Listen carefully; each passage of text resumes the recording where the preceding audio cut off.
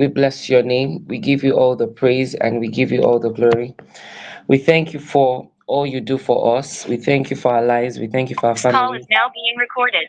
And Lord Jesus, we ask that even as we're about to start, that you start with us in the name of Jesus. In Jesus' name. Amen. All right. So, good evening, everybody, once again. My name is Prince Will Apogoma, and I'll be moderating today's session. So, I'm just going to give a brief overview of what Better Africa Foundation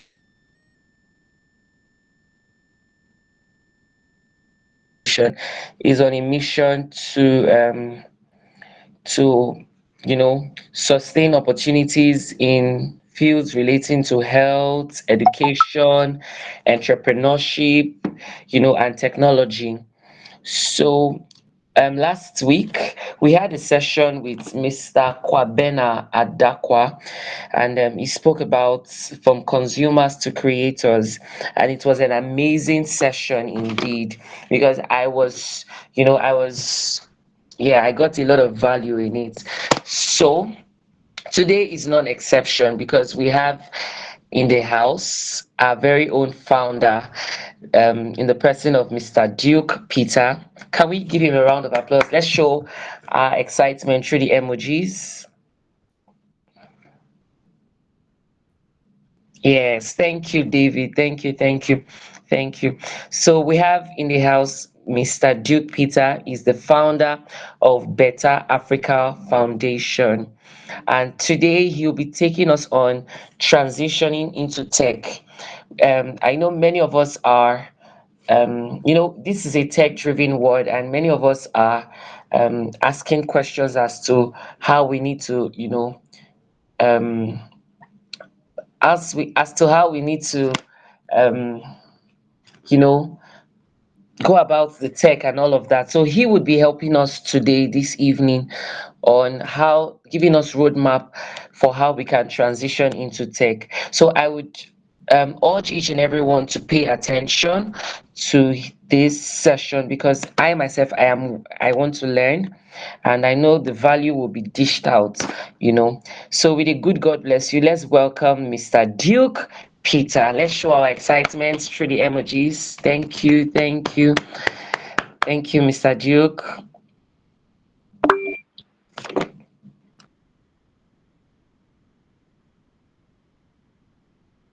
Yeah, hi people. Kindly confirm if you can see or hear me. I mean, it's been a long evening, and technology being what it is has once again proven to us that um, it cannot be wholly depended on. But yeah, please confirm if you can see me and you can hear me as audibly as I hope you should. I can see. Oh, cool. All right. I don't know if this is a mistake, but Grace's voice, I see your hand is up. You want to say hi? Want to say something?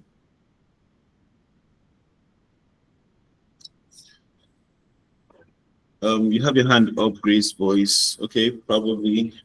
Okay, so we are so behind time. We're almost 30 minutes in. So you guys would permit me if I talk a little faster, you know.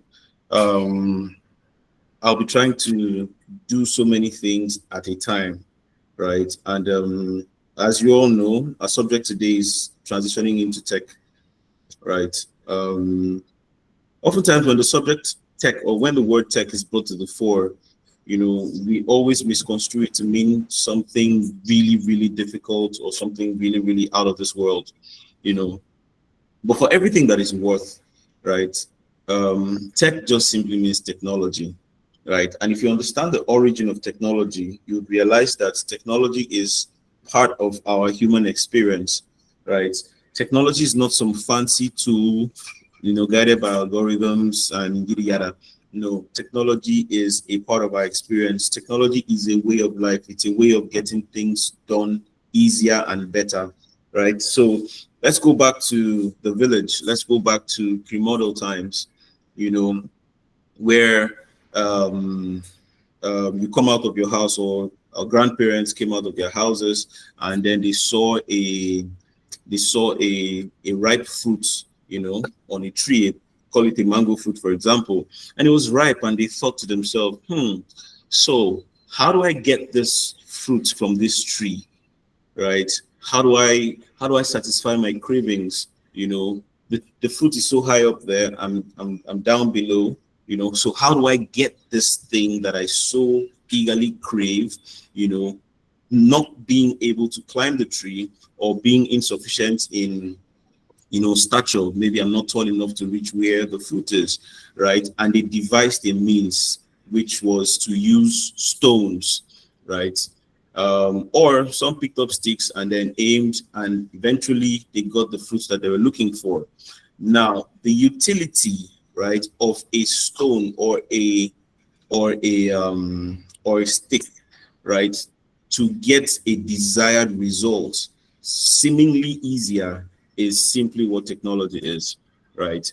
And if you understand this on the underlying framework, or this underlying principle behind the what, right, technology is, it will give more perspective into, how evolution has happened to technology, right? Now, we may not in today's day and age, utilize technology in the same way, right? Now we have machines. I see some videos on the internet where, in China, for example, when they want to harvest what's it called,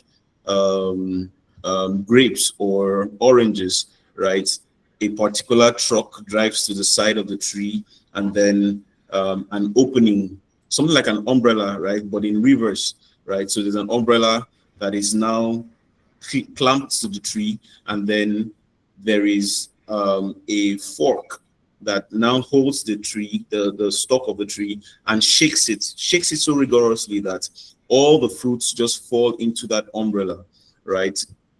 Now, um, uh, that is technology, but an evolved technology, right? Same thing, follow me, same thing, just that evolution has happened to that thing, right? I'm starting here because I want us to understand the underlying principle behind technology. It's not rocket science. And while I was getting ready for this session, one of the things I said to myself was that I would like to keep it a buck, right? Keep it as 100% real as possible. Give me 1 second. Um, 1 second. Let me fix something here. Right. I like to keep it as real as possible. Avoid all the fancy lingua and grammar and all of that. And let's hit the nail on the head. 1 second. I'm trying to fix something here. Seeing something on my screen.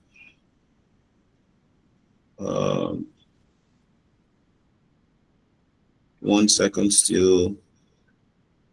I'm almost done. I'll be with you guys shortly.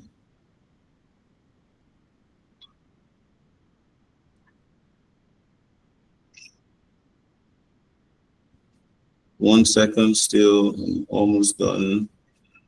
There's something messing up with my screen that's I'm not quite comfortable with. So, and I think it's because I had the blur effects on my background. All right, so confirm you can still hear me. We're getting ready to dive into this conversation. Yeah, cool. Thank you, David. All right, so as I was saying, that's the underlying philosophy. Let's call it that. That's the underlying definition of technology. It's just simply anything that gets the job done faster and easier, right? So, and another thing I'd like you guys to know, I would like to let you guys know about technology is that technology is not a skill to be learned per se, right? It's not a skill to be learned, but it's a lens through which we see life, right? It's a lens through which we see the world, right? And maybe somewhere down this conversation, I'm going to explain, or I'll let you guys understand why I say that It is not a skill to be learned, but it is a lens, right? I'm beginning this conversation from a philosophical perspective, not necessarily from a tech perspective, right? That's also, and the reason behind that is because of how my own evolution happened, right? Some people who see me in tech today would be surprised because as much as I've always been handy, right? I wouldn't really call myself a tech bro, so to say, because I don't write code, I don't program. Trust me, I hate that stuff, right? It's a lot of work. I've tried learning it. I've paid someone to teach me and all of that, but it was so much work, and I couldn't just get my head to mastering all of that. And I'm like, okay. I mean, we can always outsource it, someone else to get the job done, and then yada yada we're good, right? But my transition into tech was basically, this is basically what I want to share with you guys. My transition into tech wasn't off of the shoulders of anything fancy, right? So as a child, as children, all of us here, I was sharing with my team earlier today, one of the gifts that come with childhood or adolescence is what I like to call the gift of discovery, you know. And so as much as I can, I try not to, if it happens in my space, I try as much as I can not to allow people undermine the ability of a child to question things, right? Because it's an innate desire in every child to be able to seek for meaning beyond the obvious, right? So if some of you maybe early to 2004, 2005, when GSMs came into Nigeria, you probably were young or something.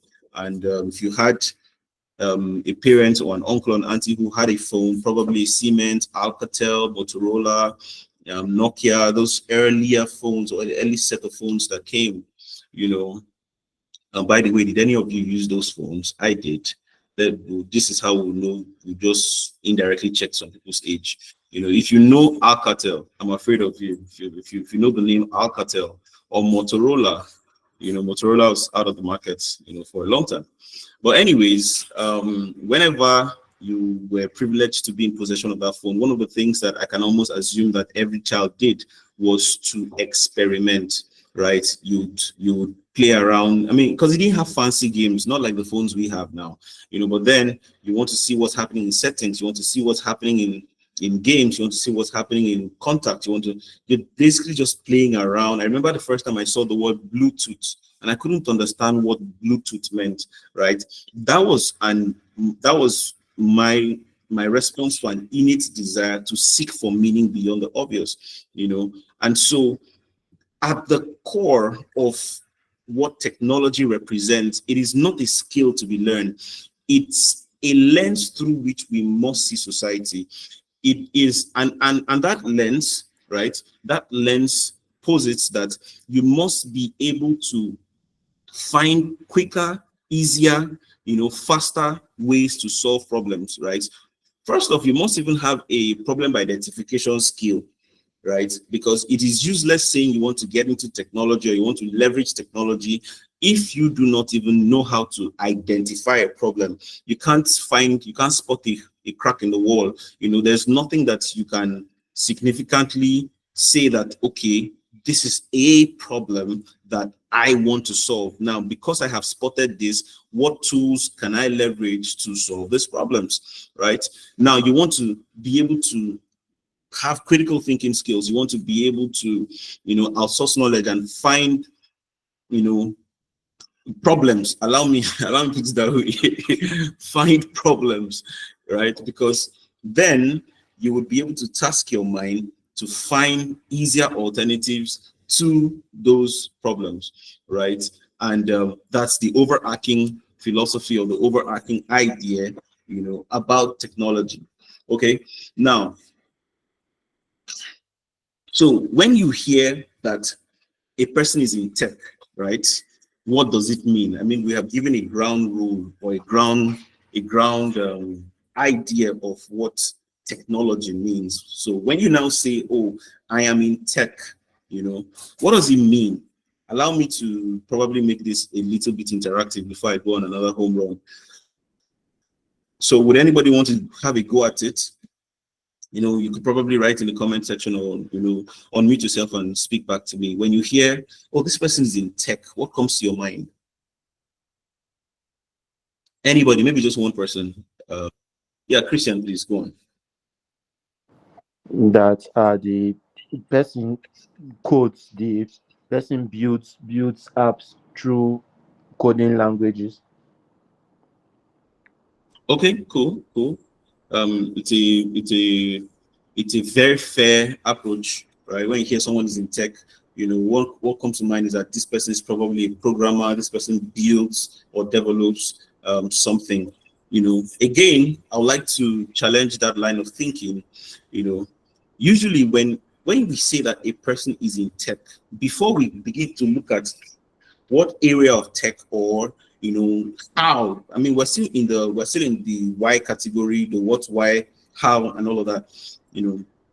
Before we begin to look at what the person does in tech, and how the person utilizes tech, right? Fundamentally, when you hear that a person is in tech, what this means is that this person is playing a participatory role in the evolution of times, right? This person is playing a participatory role in the evolution of times. And it's important that you understand my use of language, right? I could have simply said this person is, doing something resourceful, but I didn't say the person is doing something resourceful. Of course, we know the person is, but I said the person is playing a participatory role in the evolution of times, right? You need to understand there's what we call, we've had the first industrial revolution, the second, the third, the fourth, right? And if you understand how the world has evolved, right, from the Stone Age up until now, everything, I began, when we started talking, I began by giving a philosophical perspective to what technology is, right? Now, if you understand how the world has evolved, right, and what probably made some people very wealthy in a particular era, and why that same thing is no longer making people so wealthy anymore in this era, and why, it's possible that what is making people really wealthy and influential in this era may not necessarily make people wealthy and influential in the next era. You would be able to connect the dot and make sense, why I say that being in tech is not just an ability to write or to code or to build, right? Being in tech is, you're making a statement, right? Being in tech is a statement. You're playing a participatory role in the evolution of times. And nature or society or the universe has a way of rewarding people who are playing a participatory role in the evolution of times, right? Let's go back a bit, to the past. When we had the I think if I'm not mixing this up, I think that should be the third industrial revolution. We had oil booms, agriculture, yada yada, corporate structures, right? I mean, your ability to build a corporate structure, to build a production line, to master distribution, to source for raw materials and convert that to finished products, all of that constituted an advantage, right? It didn't matter the level of the quality of education you had, or did not have. If you were not at the center of production, right, if you were not involved directly or indirectly in production, you wouldn't be able to make substantial income or influential income, as the case may be, right? And so there's something my mentor likes to talk about when he talks. He quotes a scripture in the Bible, where the Bible says that the race is not for the swift, the battle is not to the strong, but time and chance happened to them all. And that's funny, because naturally the race is supposed to be to the swift, right? Naturally the battle is supposed to be to the strong, right? But coincidentally, in this case, the race is not to the swift, the battle is not to the strong. The reason is because time and chance always happens to the definition of strength, right? Time and chance always happens to the definition of speed, right? And he makes an example using the world powers, right? There was a time that Britain, was world power, right? And one of the reasons why they were world power was because they had the strength of their fleet was in the navy, right? The world is covered by water, and then they had lots of fleet. As a matter of fact, they had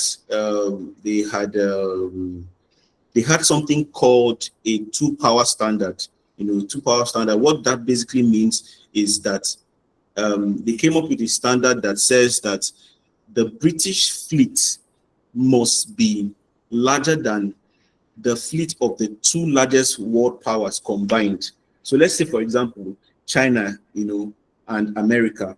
Britain came up with the resolution that the size of their fleets must be larger than the size of America and China combined, right? So as a result of this, they were world power.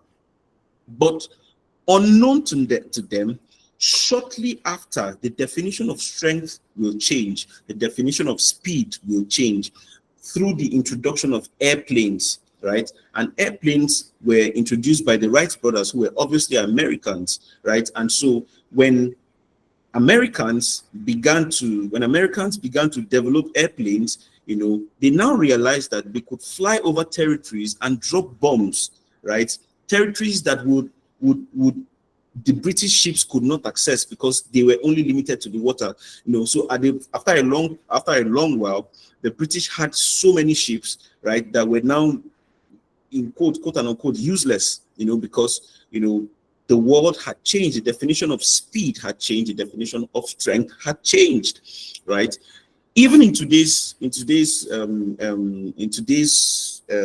society, right, the definition of speed has changed, the definition of strength has changed, right? North Korea is one of the poorest countries in the world, right? They don't have access to the internet. They have blocked out access to the internet. So many things that you enjoy in third world, even third world Nigeria, you can't enjoy that in North Korea, right? But in listing the most powerful countries in the world, you can't leave North Korea out of the equation. The reason is because the current definition of strength is nuclear powers, right? Nuclear warheads. A country is taken seriously, by their ability to develop nuclear weapons, right? So you can't mess around with Iran. They may be small, but you can't mess around with them. You can't mess around with North Korea. You can't mess around with China. You can't mess around with the US. You can't mess around with Russia. Why? Because they have the ability to annihilate the entire universe with one strike, right? If you don't have nuclear warheads, you're not even in the equation, you're not in the WhatsApp group, right? Because the current definition of strength has shifted from airplanes, has shifted from aerial combat to nuclear warfare, right? And in the world we are going to, it is gradually shifting from nuclear warheads to biological warfare. And everything you saw with COVID was just a simulation of a biological weapon, right? Let's design a strain and release it and see how it interacts with humans, and then come out again, or maybe retract it or whatever, and say, okay, we have dealt with it. They didn't deal with shit, right? Permit my French, or pardon my French. Nobody dealt with nothing, right? It was a simulation for a new type of warfare in the next couple of years to come, right? Don't forget where I was coming from with this. The definition of strength and speed always changes. That's why the Bible said that time and chance happens to them all, right? So currently, the definition of strength and speed, when it has to do with commerce, when it has to do with the evolution of culture, when it has to do with the evolution of merchandise, right? When it has to do with the marketplace, has moved, right, from production. And in the way it moved is subtle, because it's not like, okay, you can completely stop production or none. It is that whatever you're doing now, you need to be able to leverage technology, because tech is now the new definition of strength and speed, right? Please give me feedback if you're still hearing me, and if what I'm saying is making sense. I'm still building my conversation, right? Okay, thank you. I see a thumbs up somewhere there. Right. I don't want to lose you guys, and but that's why you see me once in a while, try to get your attention. Right. So yeah, that's the thing. Tech is not just it's not just your ability to manipulate devices, press this, write a code. There's some people who even know how to do those things, but because they do not have this underlying philosophical framework, right? When when the definition of strength begins to change again, they are left. They are left behind, right? They are left behind because nothing about their consciousness, right, gave them what they had, right? Nothing about their consciousness helped them constitute an advantage. As a result, until that advantage transmogrified and became a disadvantage, they were completely unaware, right? So that's what, my friends, that's what I need you guys to understand about tech, right? Probably you guys came to hear about what's it called, C++, Java, but nah, that's not what we do here. Or we would have that conversation, but I need us to first and foremost, let's have a mind shift first, right? Because this is what helped me. I don't know how to code, right? And for some of you who know, and as you get to find out later in the conversation, I don't program. I don't know how to do that. I know how to leverage AI tools to write codes, right? Or to build applications or to do stuff.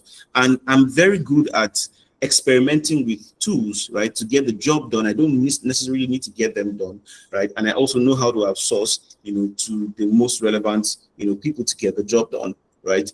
But for the purpose of this conversation, like we said, we're presenting a roadmap for newbies, right? You're totally new to the conversation, but you love the conversation about tech. You're just discombobulated, trying to find, okay, where do I put my foot in? I struggle with paying attention. I'm having issues here and there. It sounds like a lot, right? So I'm trying as much as I can to break it down so that at least from a philosophical point of view, you can see that it is not that deep. You get, it's not that deep. And there are many branches in tech. Not all of us have to write codes. Not everybody has to program. Not everybody has to, do UI, UX. There's so many branches in tech, and I'm going to speak to them very shortly, right?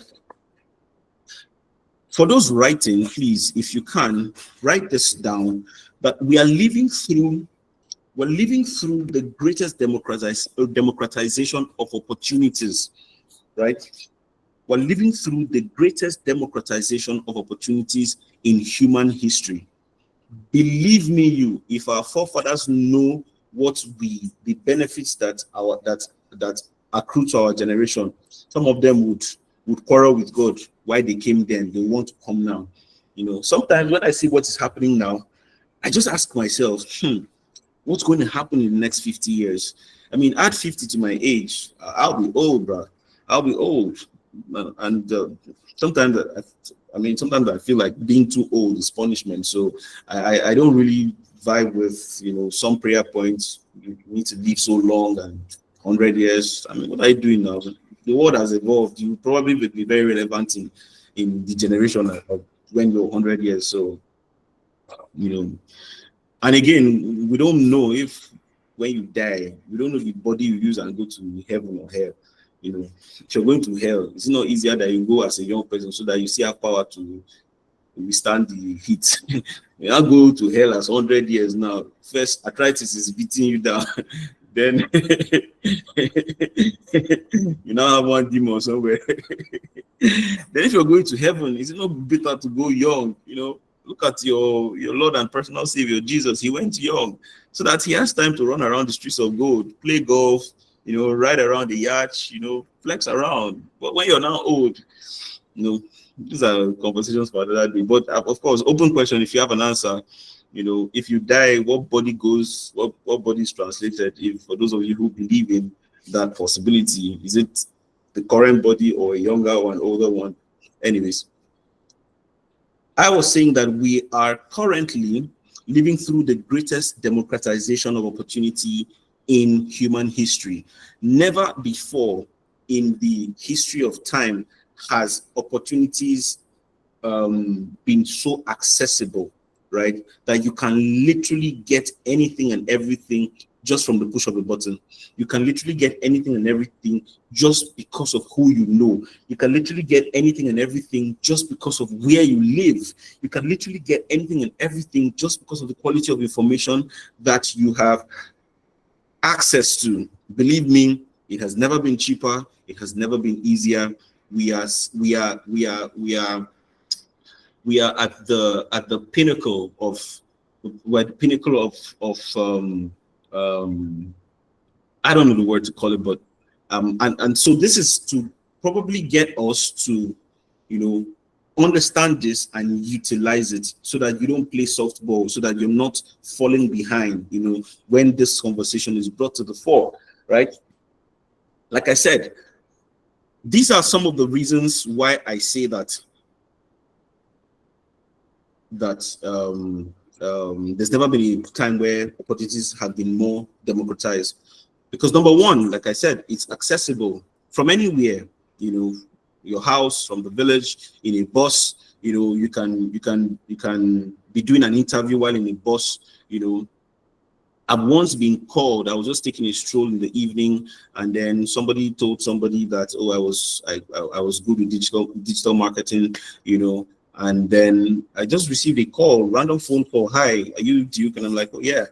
Like, okay, do you have 5 minutes? And I'm like, yeah, I'd like to run a quick interview. And I'm like, just like that, you know. I didn't have to wear suit. I didn't have to wear tie. We didn't have to do a video, you know, nothing. Just word of mouth. Someone said he can do it, and because the person said he can do it, I believe that he can do it, and that's all the validation I need. I don't need to see your CV. I don't need to know if you went to school. Can you do the thing, right? That's all that matters, right? So one is that it is accessible, right? The second is that it is democratic, right? It is democratic. By democratic, I don't mean the government for the people, by the people, and of the people. By democratic, it means that it is increasingly free, right? YouTube has become a hub of knowledge, right? Unfortunately, I like to call it the curse of the poor, right? Most of us, or poor people generally, you know, saturate themselves with the consumption mentality. Let me just leave it at that first, right? And so when they go to YouTube, you know, they spend more time consuming comedy, right? Consuming comedy, consuming football highlights, consuming stuff, yada yada. But on that same platform, right? On that same platform, there is a 6-hour course, right? That will literally take you from point A to point Z, right? If you give the same 6 hours you give to so I don't risk being sued or anything. You give to any of these random comedians, right? If you give the same time you give to all of this gossip content, oh, this person's wife left this person, oh, this person's friend was crying in this person's wedding, oh, have you guys not noticed that the news never finishes? Immediately this one ends, there's another one to keep conversations rolling. It's as if Nigeria has become a country of content creators. Of course, that's what it has become, right? So immediately this one finishes. We didn't even finish wedding. Now we're talking about $18,000. Immediately we finish $18,000. Just wait. In short, there's one brewing and waiting. If it's not VDM, it's Nedu. Come on now. There's always something to keep the poor and the middle class busy while the upper class focus on the things that matter, the things that provide, the things that tip the scales when the economics of politics or the politics of economics, you know, is concerned, right? The poor and the middle class are more engrossed in consumption, right?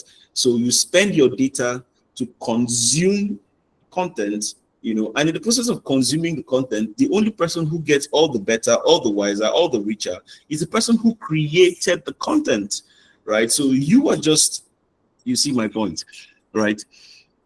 Democratization means that information has become increasingly free. That's why these days you have cheap coaches everywhere. Someone just goes on YouTube, watches 2 or 3 videos, packages it, puts in a course, comes, sells it, tells you that, oh, that thing is 450,000, but because he likes you, he's interested in your journey, today only, he'll give it to you for 1,999 if you pay before 11:59. Some of you are fallen victims of that. Some of you self have done it. Let's be honest with ourselves now. It's a family meeting we're having here, right? And when you go through the contents, in that package, you realize that you're just one Google search away from this thing, right? It wasn't rocket science. But you know what happened? The individual preyed on your ignorance, right? The individual preyed on your unwillingness to search beyond the obvious, to look beyond the obvious, right? And that's why you fell prey or you fell victim to that. I wouldn't like to call it a scam, so to say, right? But could have been done better, right? So information has become increasingly free because of the age and time that we're in. Thirdly, is that it has become borderless. Opportunities have become borderless, right? I no longer need to be in the US to work in the US, right? To have a social security number, right? To have a paid employment or to earn, from US dollars, right? It has become borderless. And there are many platforms that make this happen. There's Fiverr, there is Upwork, there's Freelancer, even the Facebook you use. There are multiple platforms that make this happen. Opportunities have become borderless. There was a time that it wasn't that way. You needed to be in the space to be able to access the opportunities that exist in that space. But right now, you don't need to be in the space. All you need to do is to have the information that is required in that space, and you'll be good. And you'll be good. Information opportunities have become borderless. Finally, like I said, there are 4 things. Finally, is that it has become exponential, right? It has become exponential. So there are different types of progression, right? There's linear progression, there's geometric progression, but there is exponential progression. Linear progression is like 1, 2, 3, 4, 5. That makes sense. It's in natural order. Geometric progression could be 2, 4, 6, 8, 10, yada yada. Correct me if I'm wrong, math students in the house. But exponential progression is like 1, then 10, then 100, then 1 million. Like, you don't even know where it's going to, right? You don't know where it's going to. Right now, people are balling heavy from content creation, right? People are balling heavy from all sorts of things. What next? Where are we going to? You can't tell where it's going to, because the difference between the last 2-3 years can be so wide apart that you come back and you're like, oh more, is it just 3 years that have passed like this? And look at this guy. This guy, he just started this tech 3 months ago, but now look at where he is, right? Right. So, 1, I said it's accessible, easily accessible, it's democratic, it is exponential, and it is what's the other word? I said 4 things: accessible, democratic, exponential, and it's borderless. It's borderless, right? Access to information has become borderless, right?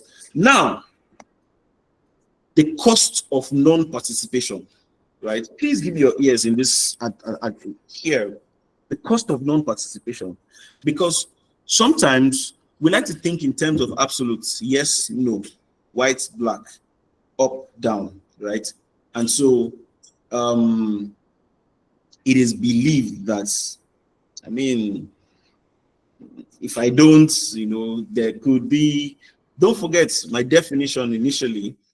I said that being in tech is playing a participatory role in the evolution of times, right? So the cost of non-participation, to sum it, I could simply say that the cost of non-participation in tech is annihilation, right? You go extinct. I don't care what it is you're doing. I don't care if you're selling a car. I don't care if you're selling beans. I don't care if what you're doing is as menial as the word may be. if there is no tech swing to it, it's just a matter of time you're going to go extinct. But that would sound a bit harsh. So let me refine my perspective and give you a much more structured presentation as to what the cost of non-participation in tech is. If I'm making sense, please let me know. If you're getting some value, please let me know. As you can see, it's a one-way conversation for now until we get into the question and answer section where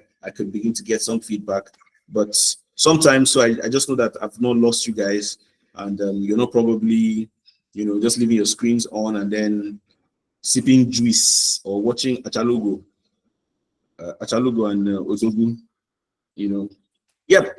Okay. So thank you so much, guys, for those of you who are giving feedback, right? The cost of non-participation. Now, I'm going to start by saying one critical truth, right? And the truth is that technological revolution will keep moving forward, regardless of your take on it. Whether you decide to be a part of it or you choose not to be a part of it, technological revolution will keep moving forward, right? So there's nothing your belief, there's nothing your sentiments, there's nothing your disagreement, your argument will do about it. Call it the mark of the end time, that's your business. Call it a tool of oppression, by the rich on the poor, that's your business. The constant is, physics taught us about constant and variables. The constant is that it will move forward, right? Countries will continually advance their use of technology, right? Until Jesus comes, until the world comes to an end, until Armageddon happens, if any of these things ever will happen, right? Nothing you have to say or do will change the evolution of technology. Okay, having established that, the real question now is not whether to participate or not, right? The real question should therefore be, how do I participate in something that I cannot do without? How do I participate in it? At what level do I come in? What do I do? What do I start? Where do I start? Where do I, where? Now, there are 4 things that will happen as well as a result of the evolution of technology, which is why you need to understand your place in it and how to get into that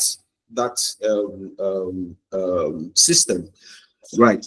The first thing that is going to happen is,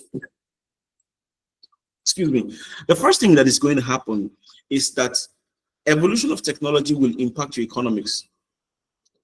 Some of you probably are already seeing it, right? It's going to have a direct impact on your economics, right? There was a time when, people, I remember the time someone sold me an idea many years ago, sold me an idea of recharge card business, and how this is a very lucrative business. If you just start the thing there, you just sell, on every recharge card, you're making 100 naira, and then on top of that 100 naira, and he did the math and it made so much sense at the time. I never did it anyways, but then it didn't take a while. Mobile apps came. I can't remember the last time I stopped by anywhere to buy a recharge card. I can't remember even seeing a recharge card somewhere. And back then, I think the highest card used to be 1.5, MTN, one yellow card like this, 1.5.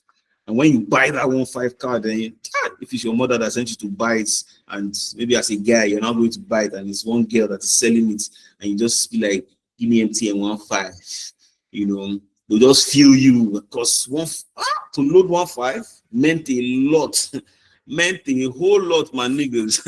So you see, but then as time evolved, don't forget we talked about the definition of time and chance, definition of strength, right? As time evolved, nobody goes to buy cards anymore, unless you're in a very, very unfortunate situation. Your bank apps are not opening, and then you probably have like 100 naira, 200 naira somewhere, because you can't even say, okay, you want to load 10,000 naira card, right? You'll be pressing numbers, your hand will be paying you, where do you want to start pressing it from? You know. So the first thing is that your decision to not participate in tech will impact your economics, right? Now imagine the person who designed the first or came up with the idea for the first mobile app, right? For the first mobile app. Look at what's happening in fintech. OPay, Money Points, all you just name them, they are everywhere, right? It's going to impact on your economics, right? Then the second one is that it is going to impact on your social life, right? Because like it or not, the introduction and the evolution of tech, you know, it is increasing mobile connectivity, but it is reducing social connectivity. And let me explain. You know, how many of you find yourself in a place, maybe you went for a church picnic, you know, or you went for something, and there are like 5 people in a room, and then everybody just on their phones, you know. Now, what is taking you to your phone or keeping you on your phone is the quest for connectivity, but you're in the presence of people and you're no longer able to connect with them, right? And the need for connection is an innate thing. It's one of the characteristics of living things, not even human beings, living things. The desire to connect with other people, the desire to, you know, be a part of something meaningful. The hallmark of it being a part of somebody's life, right? Whether as a friend, as a brother, as a sister, as a husband, a wife, or something. That's an innate human living or trait of living things, right? Now, the evolution of technology will gradually reduce that.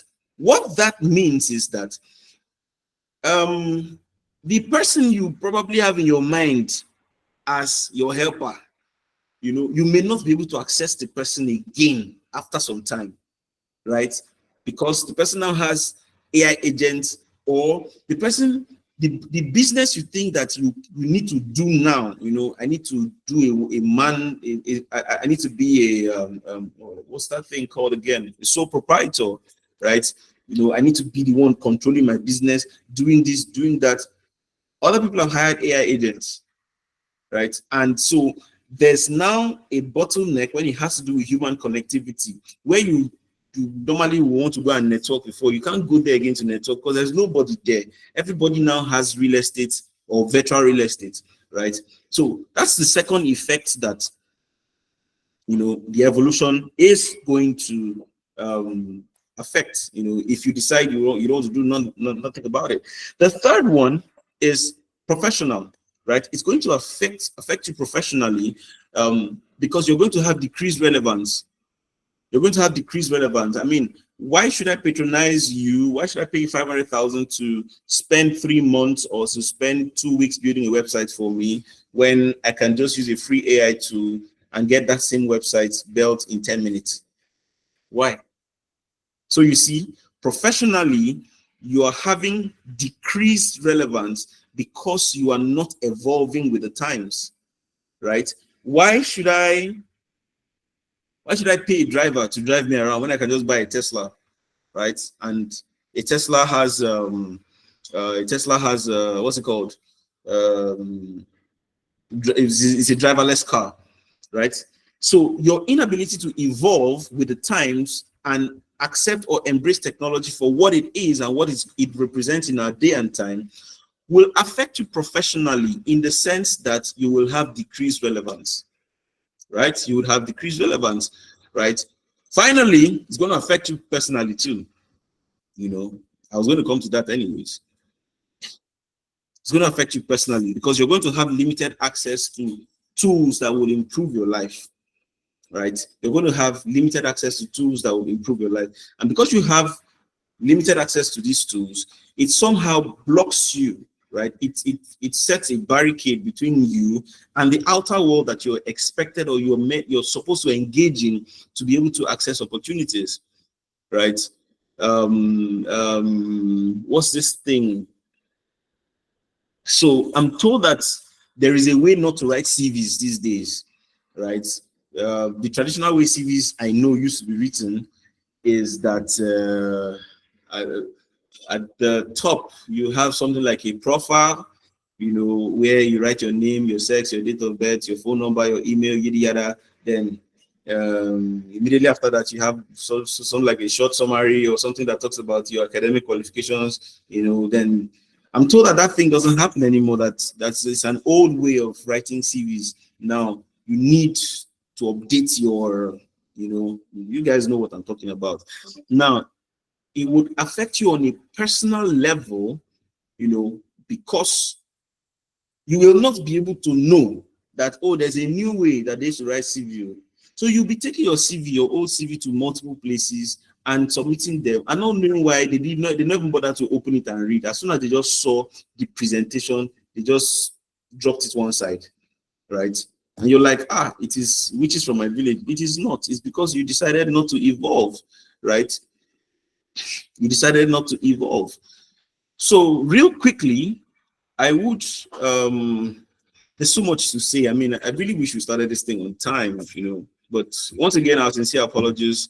We did have that glitch with YouTube, and so, we had to now do Dynamics damage control to move everyone here. And I'm really glad that, we still had, you guys turn up. So thank you so much for showing up. Thank you so much for staying.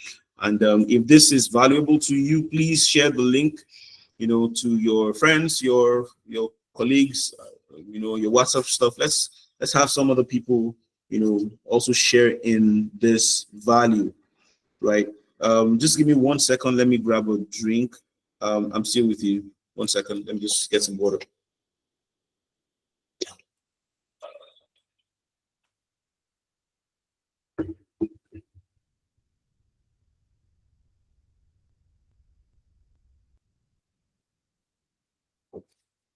Okay, I'm back. All right. So let's continue in our deep dive, right? And challenge some myths, and I'll let you know the qualities that you need to get into tech. Like I said, this is a grassroots conversation. Of course, you've not heard me use tech jargon, so you know that I came to talk to you guys, basically. Right now, one of the myths that people have when they're thinking of tech is that, first off, like Christian said when he spoke earlier, tech is for programmers, right? So by reason of that ideology, right, we now have what we call tech people and non-tech people. So typically, if I showed up with a short or with a jean, with a socks and a hoodie, and you carry my laptop in my left hand, you just look at me from afar and be like, it's a tech bro. I come up with dada, with dread or something, you be like, okay, it's a tech bro. So we've even gone as far as even identifying with our, you know what I mean, right? So we've created this binary option where you're either a tech person or you are not a tech person. But really, that stuff, whatever it is, just exists in our minds, right? As long as you can leverage on any tool to solve a problem, you have utilized technology, you have leveraged technology, and so you're a tech person.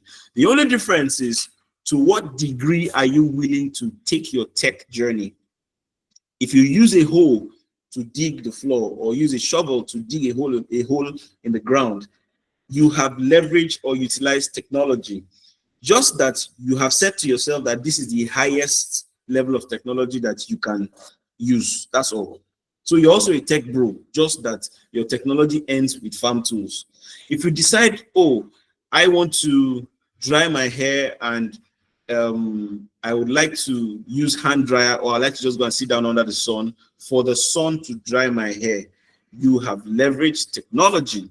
Howbeit, you have just limited yourself on a level, because technology is an ever evolving institution, right? It's not a thing per se, it's an institution, right? So in your transition or your upward mobility in your tech journey, these are the 4 categories of people that And you have to be able to find yourself in one of these categories, right?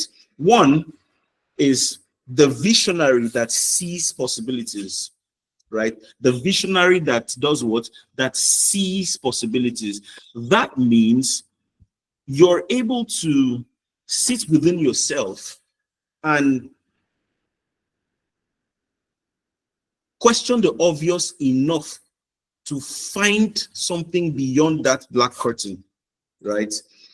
I'm not necessarily talking about being an inventor. No, this has nothing to do with being an inventor, but it has everything to do with questioning the known in order to lay hold of the unknown, right?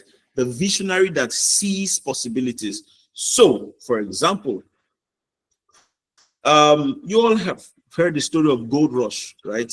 When it was gold rush and everybody was scrambling for gold, and some other person was like, okay, if all of you are looking for the gold, why don't I sell the shovel, right?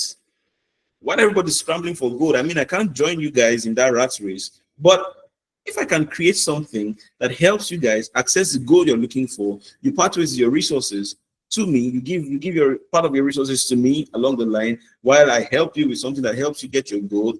I'm good. Everybody goes home happy. It's a win-win for everybody, And so one is looking for gold, one is selling shovel to the person that's looking for gold. Both of them are making money, and everybody goes home happy. Now, that is a visionary that sees possibilities, right? We complain about Nigeria. I mean, you don't want to have this conversation with me because I hold a very different opinion about this country, right? And trust me, I am not a hopeless optimist. I'm not even optimistic about this country. I'll tell you some things about this country that you'll be like, okay, it's like this guy has given up. Yes, to some degree I have, right? But then there are 4 countries in the world that you want to be very mindful of how you engage with them, right? And it will interest you where Nigeria falls in that equation, right? The first country you don't want to mess with in the world is obviously the United States, right? Obviously the United States. Why? Because the United States is the consumption capital of the world, right? That's why you see this whole trade tariff war between United States and China, In my opinion, in my assessment, China will suffer for it more than the United States. You know why? Because the United States is the consumption capital of the world. China is the production capital of the world, right? But if you produce and there's nobody to consume, where is the utility of your production, right? So there is that trade war because the US is no longer willing to consume what you're producing because you're taxing us heavily for the small one that we produce and export to you. You're taxing us heavily, but we're not taxing you so much for the ones that you're exporting to us, So yeah, I've mentioned 2 countries. China because it's the production capital of the world, it's the manufacturing capital of the world. America because it's the financial and the consumption capital of the world. You can't mess with these 2 countries. They need themselves. They are in a toxic love relationship. Those 2 people that love themselves, but they'll quarrel today, make up tomorrow, quarrel today. That's China and America. So remove your mind from their matter, do reconcile, But then the third country you cannot overlook, right, in the course of whatever it is you're doing in this world is, would I say country? Well, maybe not, but the UK, right? The UK, because they are the financial, capital of the world. There's money in Europe, right? There's money in the UK, right? You want to make money, go there, right? You may not be able to produce as much. You may not be able to, but don't mess with the UK, right? However, the 4th country that you don't want to mess with in this world, right? And I'm going to say something maybe after I say this. Interestingly, is Nigeria. And the reason, or let me throw the question to you guys who are here. Why, if you think what I'm saying makes sense, so first, so that we don't get, we don't bite ourselves. But if you first and foremost think that what I'm saying makes sense, why would you think that Nigeria will pass for the 4th country you don't want to mess with in the world? Why? It's not like we have nuclear power. It's not like we have. So what do you think we have that makes us such an asset, on a global scale that's okay. You cannot undermine Nigeria. Do whatever it is you want to do, say whatever it is you say. When they say, oh, we are the giant of Africa, what do you think they mean by the giant of Africa? You know, they used to say it when we used to do well in football, but we've not been doing so well in football for a while. You know, I've also not watched football for a while, so pardon me if my assessment or stats is wrong on that. But yeah, can anyone just talk back to me? Why do you think, you know, if you think that I'm right when I say that Nigeria is one country that you mess with, why do you think so? Yes, please go on, Emmanuel. Well, for me, why I think Nigeria should be the fourth is the dragging aspects. They will drag you on Twitter. They will drag you anywhere they want to drag you. So they are very good at that. You can't mess with them when it comes to dragging. Okay. I hear you, but it doesn't have an economic value. It doesn't have an economic value. It's not the reason why the US should be worried about you. You drag. Can I say something? Sorry? Can I say my own view? Yes, please go on. For me, I'm just saying because of our entertainment. We go to entertainment. Because of entertainment. Okay, did I hear entertainment? I think you said entertainment. Okay. Yeah. Interesting. Okay, I'm seeing some things in the chats. Powerful. Interesting. Yeah, Christian. All right. For me, you know, there are races. There's white race. There's black race. There are different races, right? Among the black races in the world, Nigerians are the most influential. So, because of, as Emmanuel said, we do get to like drag people, but I just do get to like say among the black race, and you know, the black race is like the consumption capital, or is the consumption capital of like the whole world. So if Nigeria is actually patronizing what you are doing, every other human being that is black would patronize what you are doing. So there are chances that 70 to 80% of the black people will patronize what you are doing.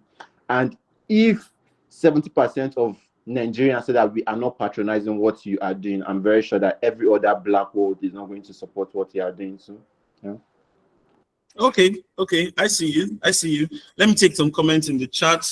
Awesome stuff. Ifeanyi says Nigeria is a consumer market. Absolutely correct. Mr. Andrew, welcome. I mean, it's when you have someone like Mr. Andrew in your meeting, you have to start thinking twice whether thinking twice what you're saying. Wow, nice to have you here. My chief. We'll likely have a session with you one of these days.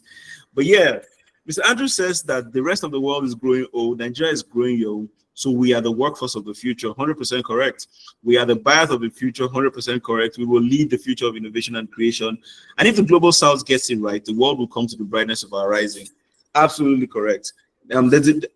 Especially on your last point, if the global south gets it right, the world will come to the brightness of our rising. There's a political swing to it, and there's a reason why the global south will not get it right.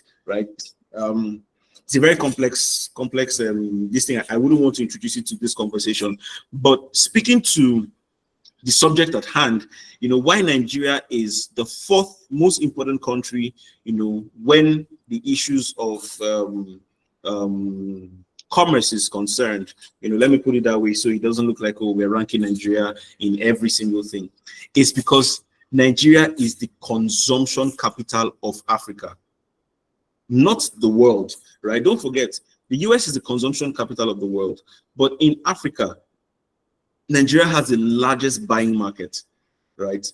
And so it helps you understand why in this heat of the Japa season, where everybody is living, right? Everybody is interested in living or leaving, right? The West are interested in coming here. If you stay in places like Lagos and Abuja, you'll understand this more. You know, almost every week, your airports are flooded by Westerners coming here to explore and exploit the possibilities that exist, because consequent of the current brain drain, our best talents are out of here. The consequence of that is that there is now lesser people, right? In quotes, lesser qualified people self, right? To take advantage of certain opportunities, right? And so while you will run away from Nigeria because of all the problems in Nigeria, don't forget I was speaking about being a visionary, right? The average Lebanese guy, the average Indian, the average Chinese is sitting wherever they are, and then they are seeing opportunities everywhere. I'm like, okay, because these guys have also learned and have been trained to play the long game, right? They're not looking for their immediate rewards now. The average Nigerian or the average African has been indoctrinated to seek instant gratification. Let's get it now. You know, you're indoctrinated through your places of worship, whether you're Christian or Muslim or agnostic or atheist, whatever it is that you identify as. You know, you're indoctrinated through your culture, your religion, and, you know, everything. Your educational system, you know, indoctrinates you to seek instant gratification. But their own programming is totally different. They don't care about instant gratification. The average Chinese can lose money for as long as, I mean, I was watching Jeff Bezos' interview, was it this morning or yesterday, you know, where the guy was laughing at him, you know, saying, I can't remember the exact word, but I think something about him being the greatest loser in history. And yes, that's a business strategy, you know, because in the first 12 years of Amazon's existence, please pardon me if my data is not right, you know, especially when I say 12 years, but in the first couple of years of Amazon's existence, Amazon wasn't making profits, didn't make any profits. They're recording losses upon losses upon losses upon losses. And when you interview Jeff Bezos, and I mean losses in the billions, right? When you interview Jeff Bezos, he'll tell you that that's the strategy, that's the plan. Don't worry, he's playing the long-term game. And of course, you see how it translated. He later became the richest man in the world at some point, right? Because they play the long-term game.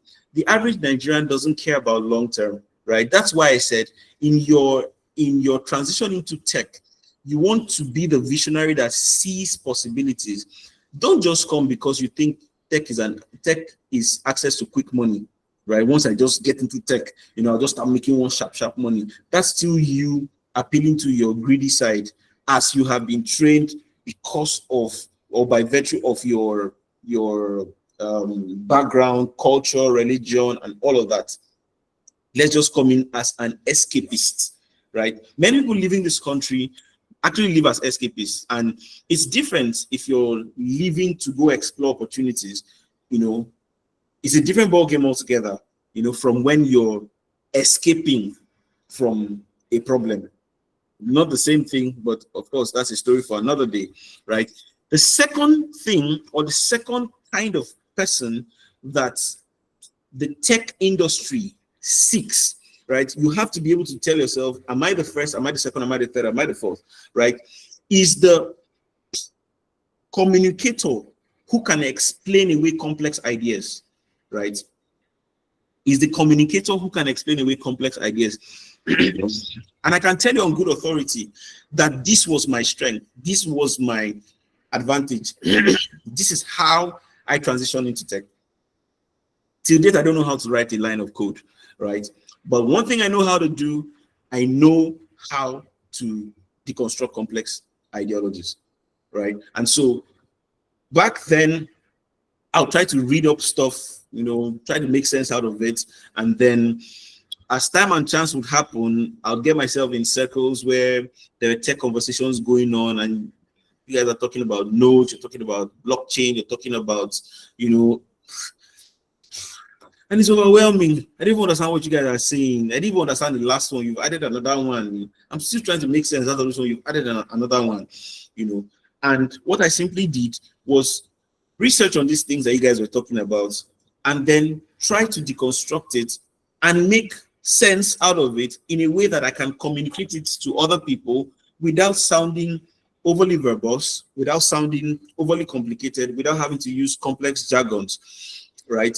And I now realize that, okay, there is an opportunity for communication in tech, and don't literally need to write code, right? I could work with the person who writes codes to develop an educational program for tech newbies, right? So I didn't do jack. You knew how to do it. I had the idea. I brought it, and then we made it happen. And before you know, I've created a tech product, that enables newbies to transition into tech. And all you have to do is to pay a subscription fee of $5, and I push that marketing. I go wild on marketing. I get like my first 1,000 signups, 1,000 people paying $5. You can do the maths, right? So you see, first a visionary who's able to identify opportunities, then a communicator who is able to deconstruct complex ideas, right? In short, when I started, I said something one day to my friends, and I was like, with the way my journey happened, I feel that the ability to communicate intentionally and articulately is a highly underrated skill, right? And you may want to write that down. The ability to communicate articulately is a highly underrated skill. I know sometimes I'll be in work meetings, where we're saying something, and because it's complicated, I don't even know what you guys are saying, But then, as a Niger boy, I cannot carry last, I'll dust my shoulders, turn on my microphone, speak English, speak it out there, and I'm getting, yeah, that's true, and later on, I'm like, okay, so it made sense what I said, but the skill there was not in what was said. The skill was in how what was said, right? So I'm very intentional about how I communicate. You remember when we started this session, I told you guys about, my choice of words and why I am saying the things I'm saying in the way I'm saying it, and why you must write it if you're writing, or you must understand it in the way I'm saying it. I didn't just say tech is a resourceful. I said being in tech is playing a participatory role in the evolution of times. The meaning of that is different from tech is important. I could have just said, oh, tech is important. It's important that you be in tech. The meanings are totally different, right? So you must also be that kind of person, or you mustn't, but at least know where your strengths are. A visionary, a communicator. Thirdly, a community builder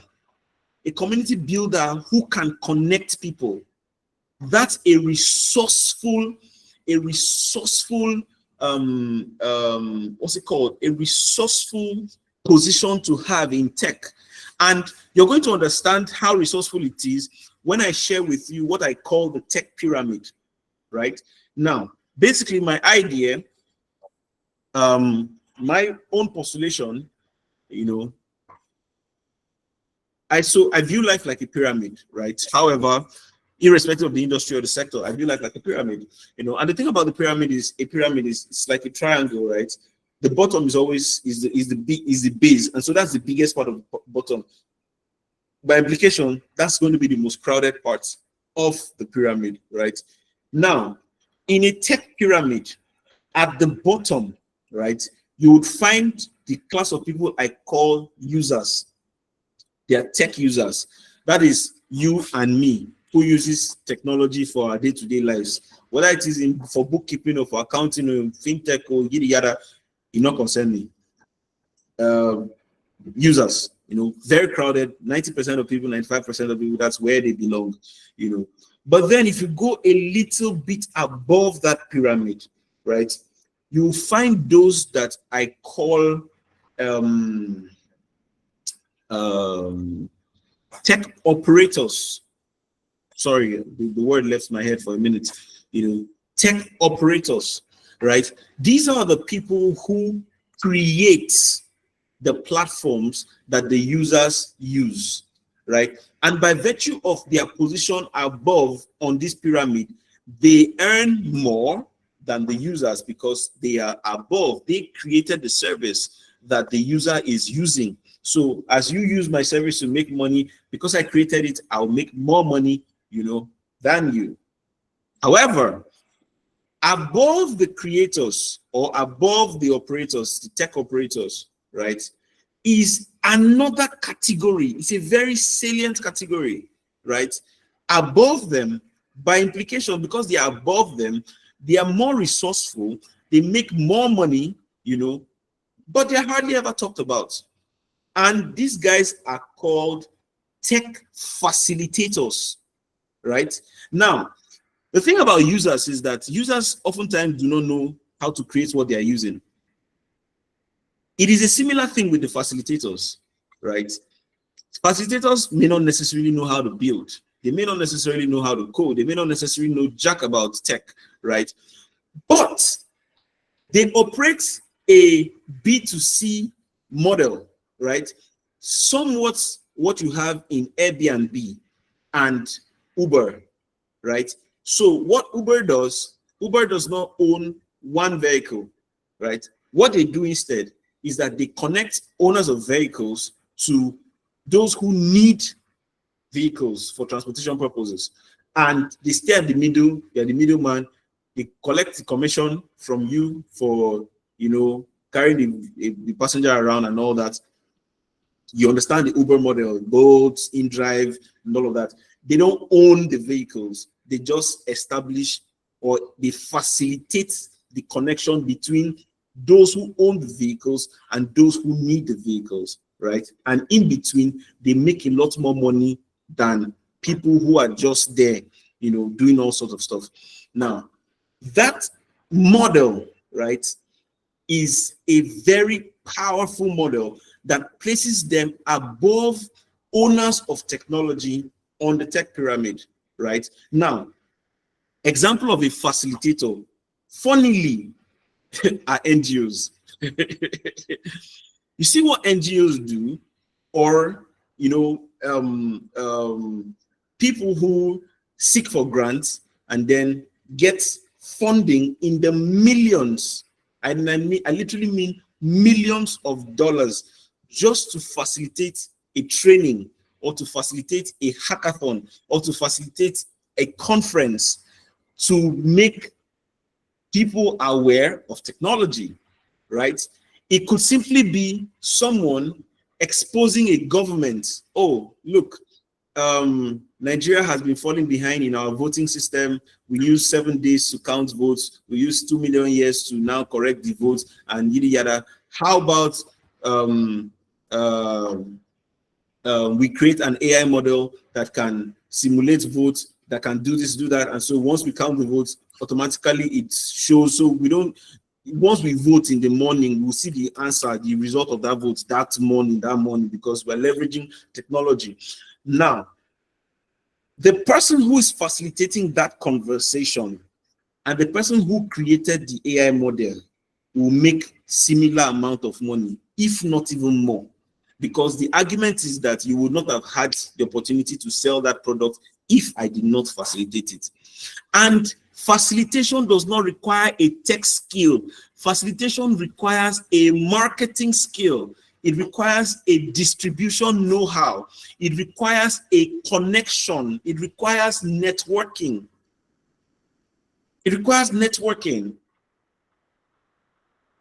Right? And you see how highly placed it is on the pyramid, where you can operate an Uber model or an Airbnb model. Your job is to get those who have technology, find a way to help them distribute their technology to people who need the technology, right? Put yourself in that middle. You make money off of the person who's creating. You make money off of the person who needs it. Everybody goes home happy. You're what? A tech facilitator, right? And then above that are those I call the tech regulators, right? This is where your government comes in. Like it or not, whether you know it or not, your government makes a lot of money from tech. They make so much money. Whether it's as taxes or whether it's as what do you call it, all of those funny names of things that they pay for. They make blood money from the technology that is being created and license in any locality. And they also get to regulate and control the utility and the expansion of that technology. So at the peak of that pyramid are the regulators, those who regulate the utility and the use of that technology, right? So now I've given you a 4-strata pyramid. Where do you think you fit in? If you could go, if you had to deploy your natural skill now in this moment and get into, okay, currently we're all at the base level, we're all users, right? What do you think you can do tomorrow? Do you have access to governments to make you eligible to regulate the use of tech? That's a far cry, right? Okay, can you learn a skill tomorrow and all of a sudden start using it? Probably it's possible. Maybe in 3 months, 6 months, you'll be good, But you see, the lowest hanging fruit is facilitation, right? The ability to connect opportunities to problems. Find a problem, creates. I never knew how important our numbers were in Nigeria until I started relating and working with non-Nigerians. And when I realized that, I began to be loud about our numbers. It is not easy to find a school that has 45,000 students. It's a big deal. I realized that I was looking at the papers one day and then I read that Uniben had about 60,000 students. Unical had about 45,000 students. OAU, the OAU, I can't remember. Yeah, I think OAU, Bafemi Awolowo. Yeah. And I'm like, okay, these are just numbers to us now, But then you check out the average university abroad, 7,000 students, 8,000 students, Now imagine that you're able to propose a fellowship program, right, with Harvard, for example, that can get 60,000 students, of which we know that you will still not get the 60,000 people, but you're not lying. The numbers are there. Get a fellowship program that can establish, that can create an exchange. See, I didn't even have to think about things, just coming, because basically you're not thinking of doing the work. You're thinking like Uber. How do I facilitate the relationship between the person that has the resources and the person that needs the service? That's all. That's all. You see that you're able to jump many rungs in that ladder simply because you're able to task your brain differently. You're not thinking, okay, how do I make my first $1,000? How do I? You're thinking differently. You're thinking like a producer. You're not thinking like a consumer, right? If you remember the first conversation we had last week, we were talking about from consumption to production. You're thinking like a producer, right? And I said something last week as well, where I said that it's also something I learned from my mentor, and he was like, he uses agriculture, right? And he says that in agriculture, the people closest to the soil are the poorest, right? The people closest to the soil are the poorest. The agricultural industry is $1 billion, tens of $1 billion industry. There's a lot of money in agriculture. You can never go wrong investing in agriculture. But then the poorest people are the people closest to the soil, the farmers. Why? Shouldn't it be that the person that is doing the work is because life does not reward you for your skills per se. There's a lot in the value chain, that needs to be done to get that thing from a seed, translate it from an orange fruit to orange juice, and which is shipped from France, for example, to Nigeria. The distribution channel is a different politics, it's a different ball game altogether. And that's the wisdom or the knowledge that the guy closest to the soil does not have, right? So I'm saying this to say that merely knowing how to write codes, merely having a skill is not sufficient, right? Probably when you hear tech, you're thinking skill. Oh, let me go get the skill first. Once I get the skill, I will show them, they will know. It's correct. There's a place for it. But I'm saying that there are levels above that having the skill alone, maybe in the immediate, you make some money, You can work remotely, work for 2-3 companies. Someone gives you 500K, 300K. You can augment your standard of living and yada yada, but it's not enough, right? Okay, moving on, right? You also want to be a problem solver who can identify needs. That's self-explanatory. Creatives who can imagine new solutions, as well as organizers who can implement systems, right? I'm having to rush things because I just took a look at the time, and I want to get into something. I want to get into the how, right? I think that's a very important part of this conversation, so I don't lose you guys, right? I want to get into the how. Okay, cool. So yeah, a question. I just talked about the tech pyramid. So just open question, and you can think about it. Where do you see yourself in the pyramid? Where do you think you can function in pyramid? And I mean, your self concepts would come to play a lot. The most important thing, just don't be at the bottom, right? ChatGPT, cloud, this. The average person who still makes noise about it, who's selling a course about it, is a user. It's a user. The highest population, just user. You can be a skilled user, you can be an experienced user, you are still a user. The goal is to get us to move from being users, move from being consumers to being facilitators, right? Or being producers, right? Okay, so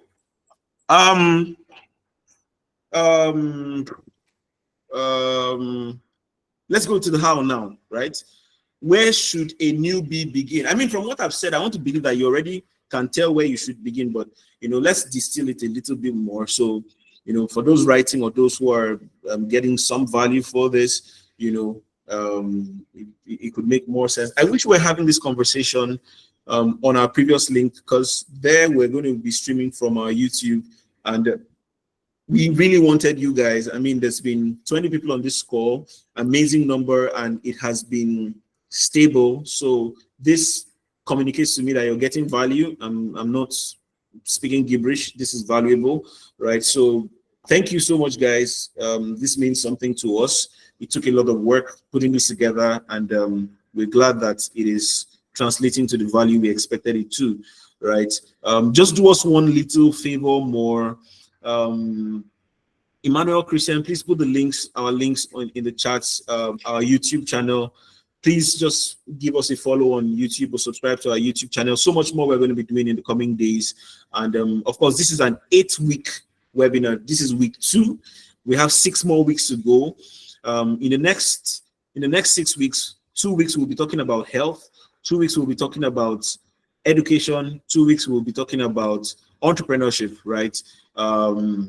Our foundation, Better Africa Foundation, is focused on creating opportunities, in leveraging technology to create opportunities in the areas of health, education, and entrepreneurship. So I welcome you, or I implore you to stay with us throughout the remaining 6 weeks, and you wouldn't regret you did so. Okay, so as a newbie, where should you begin? Number one, I'd like to say start with your strengths, right? I gave you my story, what worked for me, right? And he was speaking English. I will lie for you. I don't go lie for you now. He was speaking English. People even used to yab me that time when Mr. Andrew is here now. My people there. We did do motivational speaking back to back. We're traveling across campuses in Nigeria, And funnily, I don't even say that derogatorily. I mean, it served its purpose. We were blessing people, right? And we're also benefiting from the exposure that that season offered, right? So it was a lot. I mean, Mr. Andrew, for example, has go a bit further Africa, right? A hub for in-school undergraduates, where he just teaches them about life outside of school. And he started it when he was still on school. I don't go speak down. He started it when he was still in school. So I mean, the season had its perks. Yeah, it had its perks, but here we are. We had to move, we had to evolve, right? The definition of strength and speed changed, right? And some points, for those who follow me on social media, I had to shut down from social media from 2019 all the way till 2023 because I was trying to figure out my path. You know, it wasn't making sense, and I wasn't satisfied with just doing the average. I wasn't satisfied with just doing what everybody was doing, showing up on Facebook, writing motivational stuff, writing stories, and like, nah, there has to be more than this, right? There has to be more than this. There are things that I'm naturally gifted at, and if I can utilize the things that I'm naturally gifted at, these things would automatically usher in opportunities for me, right? And I didn't want the pinnacle of my natural endowment to just end in public speaking, right? So I'm like, okay, I'll shut this thing down. You know, I had engagements coming. Oh, so I want you to speak at this event. I turn it down. Oh, we're having this youth event. I turn it down. TEDx, I turn it down. Opportunities came. I'm like, nah, I want to sit with myself. I want to search myself and find out the best ways I can deploy these giftings. Those who know me know that I like to gist, know that I like to talk. I mean, I could go on and on and on and on and even forget that we have a time that this event is ending or this webinar is ending, because I love what I'm doing. I'm passionate about, you know, how I'm dispensing knowledge. You know, I'm passionate about what I'm sitting here doing right now, right? And so I now had to channel that passion in a direction that could reward me at a level that I perceive to be valuable, right? When I was doing public speaking, I was getting rewarded. When I come and speak, oh, wow, sir, we have not seen that perspective before. Wow. You know, thank you so much. God will bless you. Sir, go. At the end of the day, they will fold envelope. And you know, envelope that they fold and give you, you get as a deal. Envelope that they fold and give you. Oh God. Those of you that are public speakers or itinerant ministers, you know what I'm talking about. You know. But yeah, it came with rewards. And then you tell yourself, because you've been trained by your religious institutions and, you know, your cultural institutions to be humble, you tell yourself that humility is accepting that without complaining, while trusting in the superiority of in the intelligence of a superior power to reward you in future. No, that's timidity.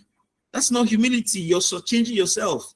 You have to get to a point where you sit with yourself and ask yourself, what is a valuable reward? What constitutes value to me? What do I need? I don't mean what I need to be flamboyant. What is the barest minimum? What do I need to survive? That is ibad as ibad. This is what I need to survive. What constitutes survival? Is it a car? Is it $10,000 in my account? And whatever your mind can adjust to as a figure or as a perspective, you zone in on that. It got so bad, I had to write on my laptop screen. I had to design on my laptop screen. At the time, I had $10,000. It was just on my laptop screen. And I told myself, this is as I am now, this is what my brain, I've been able to convince my brain as that I need. This is not a want. It's not me being greedy. It's that if without this amount, I cannot breathe.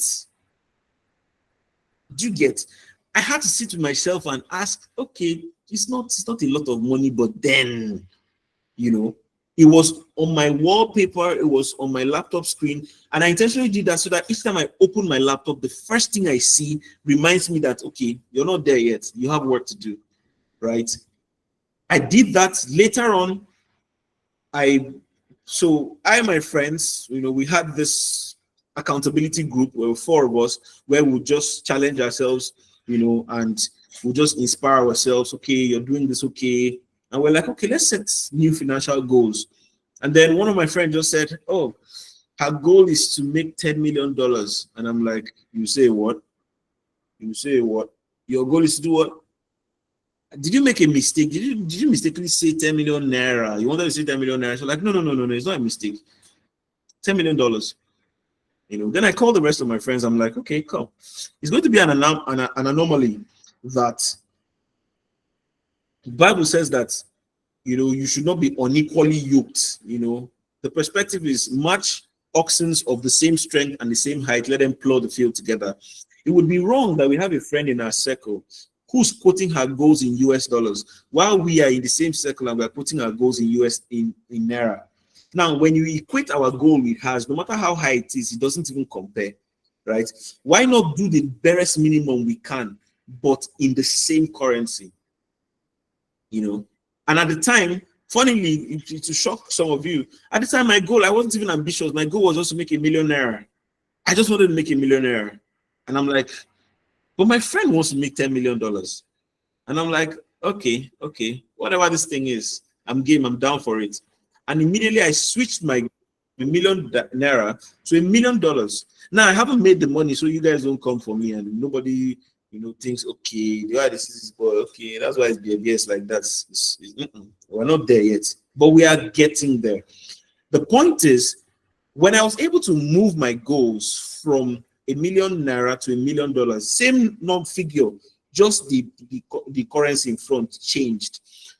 I had on my vision board to make $10,000 for over a year. And believe you me, I didn't even make close to $1,000. I wasn't even close to it for over a year. But when I was able to work on my mind and then fixate my mind on something higher, when I was younger, I used to hear shoot for the moon, and if you fail, you land among the stars, something like that. I can't remember.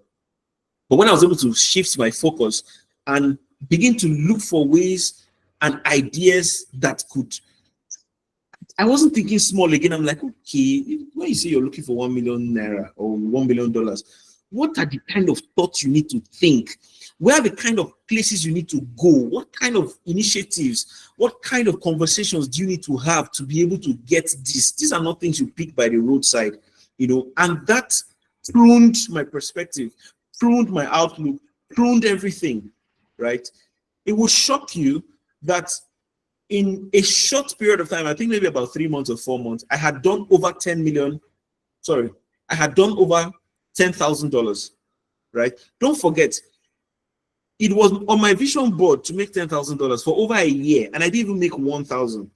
But by the time I had moved that, and I was now looking for something higher, I made by far more than what I put on my vision board for close to 2 years. Why? Because of where my mind was at.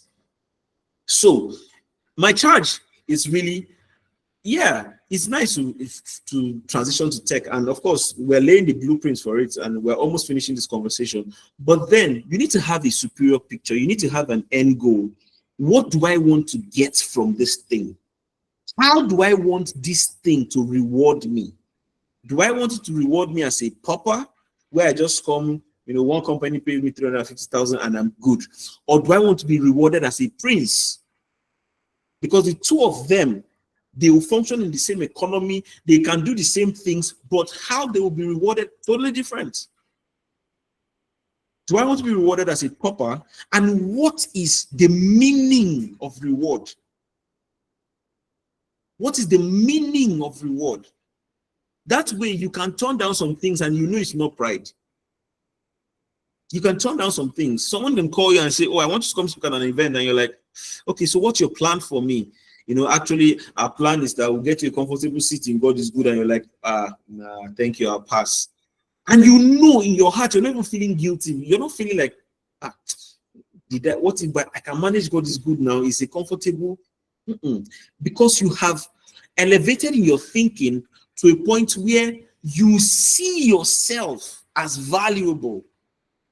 You see yourself as resourceful. You see yourself as a king, deserving of every laurel. I kid you not. You can get into the tech space and be far more rewarded than people that have been there for 3 years, 4 years, just because of how your mind is wired. So you see, this conversation is way beyond money, right? Or just tech aspect. Okay, and the easiest way is to learn one programming language your first 3 months. Maybe that's what some of you expected to hear, but I'm sorry. We do it differently over here, right? So I just had to say that, right?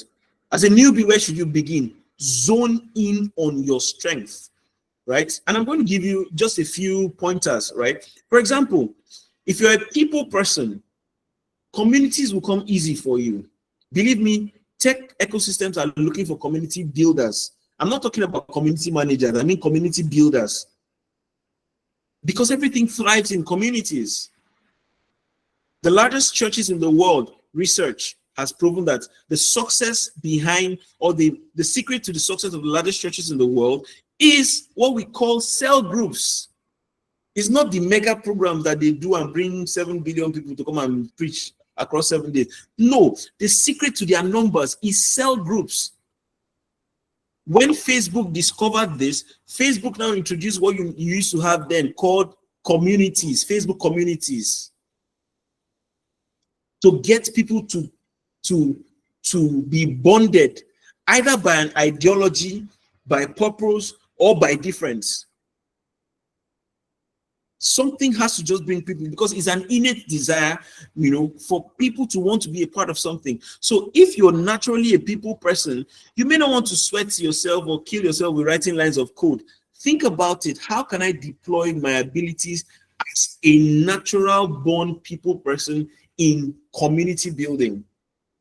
You may now want to think about getting a community, maybe paying for a course in community development or yada yada. Does it make sense? I hope so, right?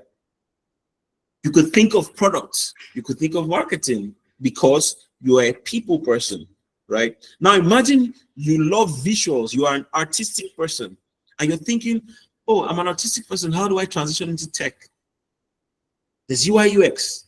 These are places where your natural giftings, your natural strengths will play out without sweat.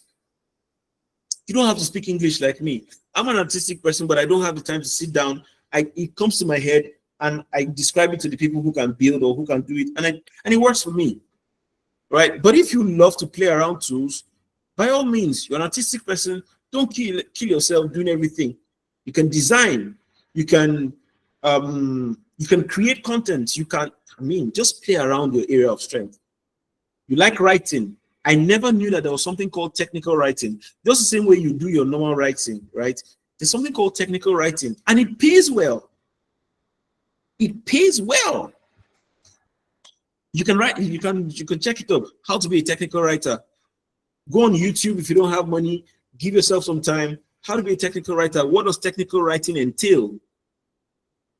Blockchain companies are looking for people who can, deconstruct the complexity of their network, through text, through videos, through content, and they can sell that out to the wider public. You can do that, right? You can be a UX writer. Just because you're exploring your natural ability, right? You're not thinking outside the box, you're thinking within the box. So I usually have this saying, and I just remembered it now. I usually have this saying, which is something that has really helped me, right, in my journey and the successes I have recorded so far. That people say think outside the box, think outside the box. It is true. I like it. I subscribe to the wisdom behind why you should think outside the box.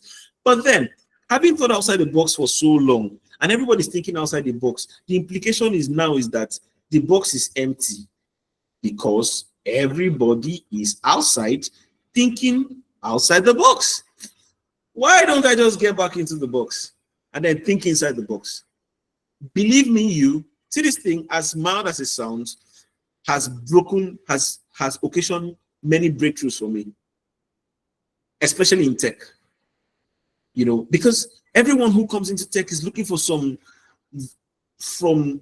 ambitious thing to do. I'm not looking for something ambitious. I'm not looking for something ambitious.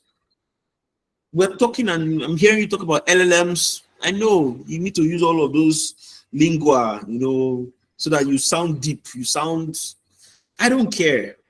I'm just looking for the smallest crack in the wall, and I'm like, okay, So why don't we just create a community for Yoruba speaking people in tech?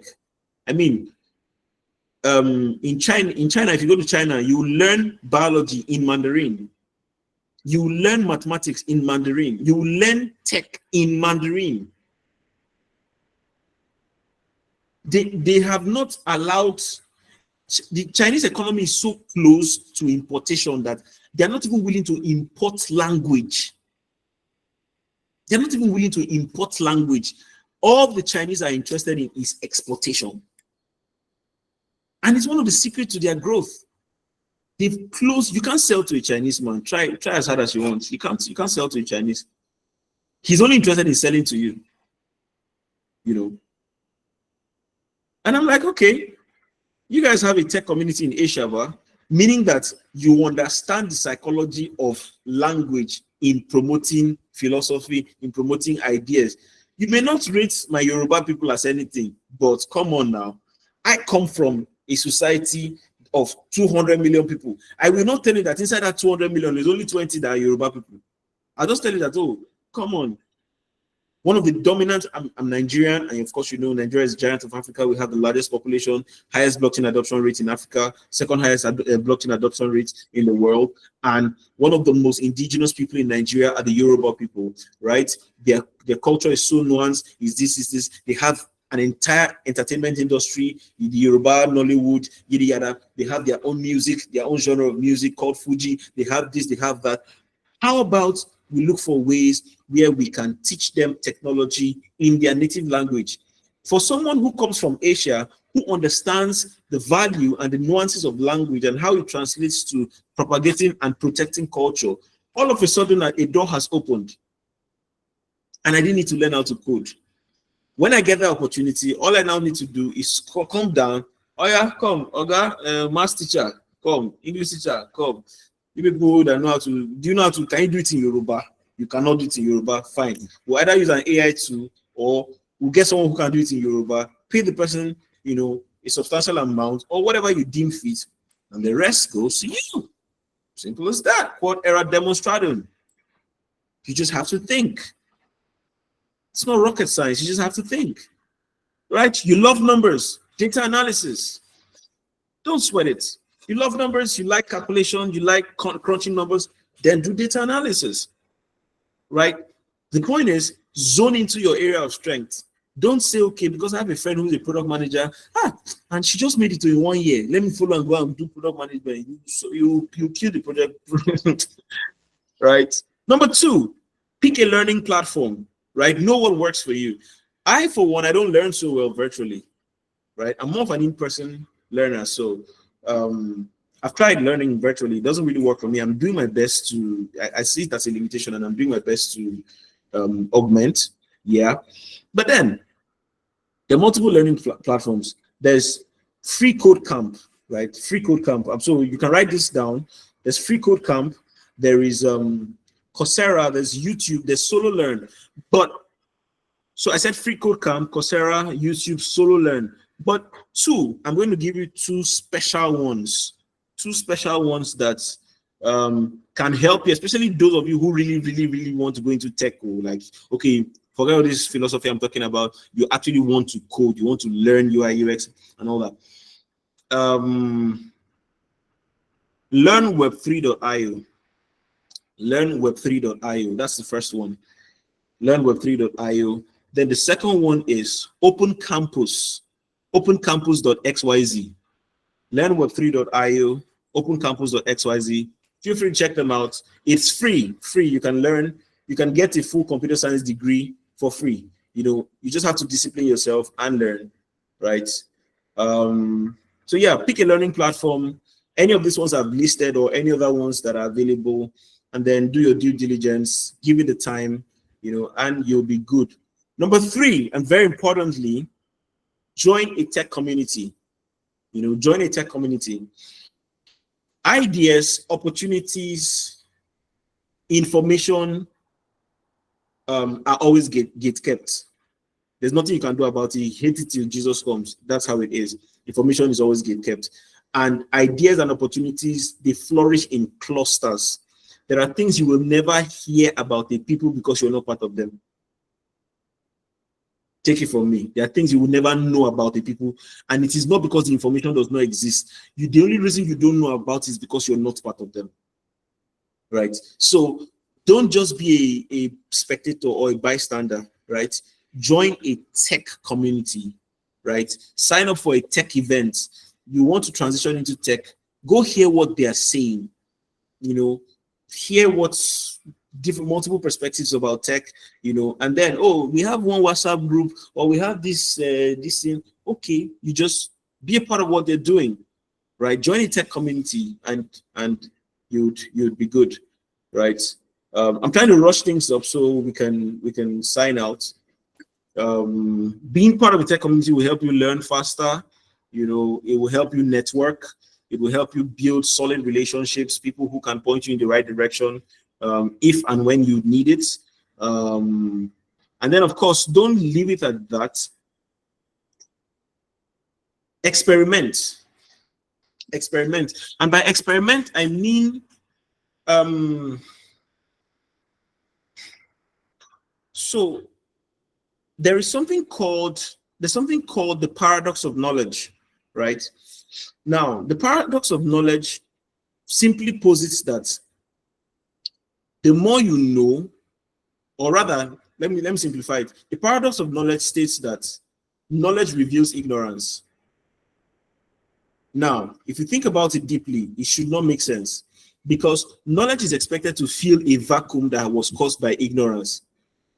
But knowledge, rather than just filling a vacuum that was caused by ignorance, it actually reveals ignorance. So I didn't know anything about physics before. All of a sudden, you sent me to a class and you taught me physics. It started by, what is physics? Okay, now you've taught me about physics. The next thing, I'm now realizing that, oh, there's something called thermodynamics. There's something called kinematics. There's something called potential energy. Come on now. So you're implicated by knowledge. That's why sometimes people try to tell me things. I'm like, even the Bible says that it is the knowledge of the law that brings sin. Until you knew that there was a law, you're not aware of sin, right? So the point I'm trying to strike at with this is, when you know something, or when you begin to know something, the first thing you should start doing is to begin to act in the direction of that thing you know, right? Even if it's as simple as building a landing page. It doesn't have to be professional. It doesn't have to be nice set. You just have to do something more than the remaining 95% of people. The average person is looking for a quick fix for poverty or for hunger or something. But here you are, you attended a tech conference, you joined a community. Don't just be comfortable being a part of the community. You want to be able to find out, okay, who are the key players in this community? Okay, how does the money here work? Okay, what do I need to do? Oh, okay, there's this sharp girl there, Benita. Okay, anytime Benita talks, people listen to her. Okay, what does Benita do? Oh, okay, Benita is a UI UX developer. Well, but there's this other guy too. Okay, let me learn from them. Let me make them my friends. And then immediately task yourself to do something that would attract their attention, because you don't want to be a stooge, be a parasite. You want to show up like somebody that has value. So the conversation will hit differently if you walked up to Benny and said, "Hi, Benita, I see that you're an excellent UI UX developer. See, I'm trying this thing, and I think I could use a hand or maybe some level of mentorship or some guidance, but just look at this." She feels aligned to you because of something that you're doing that is close to what she's doing, or that is similar to what she's doing. Now, she's attracted to you not just because you exist as a human being. She feels obligated to you because you recognize value in her and you appeal to that value. You see, the way your growth will happen, even you yourself, you will not believe it. But if you just enter a tech community and say, okay, you just want to exist there for existence sake, you can make that, then talk to me, join community. Now, may not be like I no join community. You fizzle out, and none of the things we've said will make sense, right? The point is, don't just acquire knowledge, do something, right? No matter how small. Then, fourthly, And maybe the last thing I'm going to say on this, so we can take questions and maybe call it a wrap. Join an event. Could be a hackathon, could be a tech event or something, but be at the center of people that are doing stuff. A lot energies rub off, right? A lot will rub off on you when you're around people that are doing something. There's so much perspective you don't even have because, again, like I said, information thrives in clusters. They are gate kept. There's so much you wouldn't know until you're inside. So you hear that there's a hackathon going on here. You don't even know what a hackathon is. Just go. You hear that, oh, there's this tech conference going and they want to talk about artificial intelligence. Maybe the whole thing does not even make sense to you. Just go. After a while, your brain will start connecting everything together and it will start making sense, especially because you see, I built this conversation from a philosophical, from a psychological perspective first, before we now got into the material matter, right? Because of the way your brain is positioned, you're thinking like an elite, you're thinking like a producer, you're thinking like, a facilitator. You're not just coming to get the breadcrumbs. When you're in those places, the frequency at which your brain will process the same things that everybody's hearing will be totally different. And it could be on your way back home, it could be in your sleep. Somewhere down the line, an idea will hit you. Somewhere down the line, an inspiration will come. Somewhere down the line, and you would be amazed at how fast your tech journey would be. There's no rule. It has to be 3 months, it has to be 6 months, it has to be 1 year. Probably for some people, but for elite thinkers, no, it doesn't have to do that. All right, so I think I'll draw the curtain here. We've had a lot of talking, and I hope this has been interesting for you guys. I have had fun just running through this. But yeah, this would be a good time to take questions if you guys have any, and also maybe some feedback if you guys can still hear me. There's been some quietness in the room. But yeah, I hope you guys got value. I hope this made sense. Please talk back to me. Let me know. Maybe some comments in the something in the comment section or some reaction or something, and then of course we can take questions if you have any questions. So I have a question. Oh yeah, please.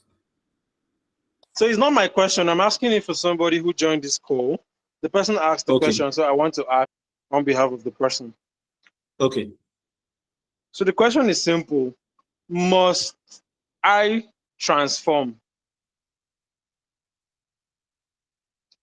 That's the question. I'm not sure I understand what you mean by transform. Do you mean to say transition? The topic for transition, sorry. Transitioning into tech. So the question is, must I transition? Oh no, you don't have to.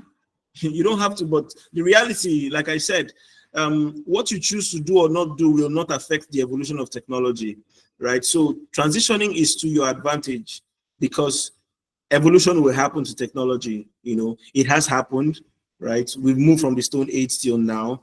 And when I was defining what it meant to be into technology, I said categorically that it is playing a participatory role in the evolution of times, right? Times as we know it today will not remain the same. It will change, right?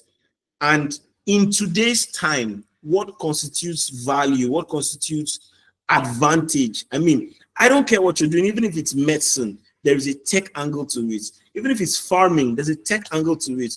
Now, depends on your outlook on life.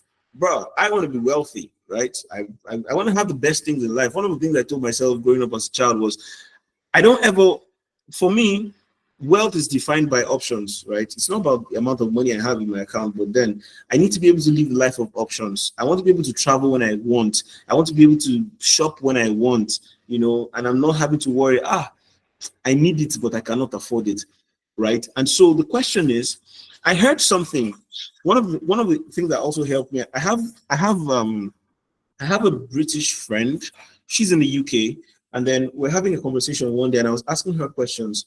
She said to me, Duke, when you get into any system, the first thing you want to find out is how the money works, right? How does the money work in that system? And of course, she made this statement relative to a particular, company we're working with at the time, but then I extrapolated it and applied it across board.